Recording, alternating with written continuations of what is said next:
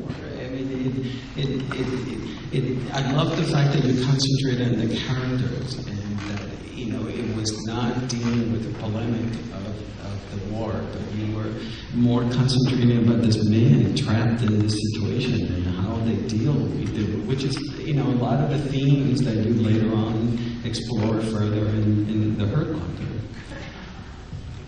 Well, I think what was interesting to me was to kind of look at the Cold War and I suppose rethink the history of it. I mean, when I found that this, once Glasnost happened, this particular captain was interviewed by Pravda. He had been living penniless, pensionless, in like just almost poverty conditions.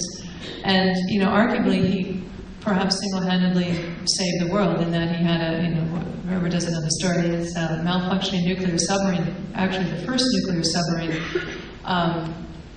a Soviet submarine, had a reactor failure at, you know, when it was at depth, and he was just about 100 miles. That particular submarine was 100 miles off a NATO base, and had he not contained the leak to his own peril and the crew's peril, then if it had a thermonuclear event, it would have been 3 times the size of Hiroshima, and it would have been perceived as a first strike, which meant, you know, because of that Cold War mentality, America would have retaliated. So you would have been in a very, you know, very, very difficult situation. In fact, as a result of the failure of this particular submarine, the Soviet Union decided to put the missiles on Cuba because that was a stationary base as opposed to a base that was unstable. They had planned on this to actually roam within, you know, international or perhaps waters off the North Atlantic seaboard. But it didn't get there. It only got as far as a NATO base.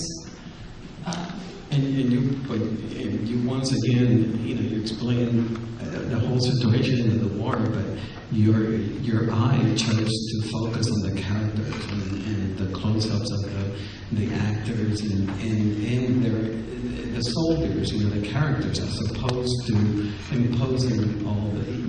You let the polemics speak for themselves of the situation. Well, this was a difficult one to get financed because there were no Americans in the movie.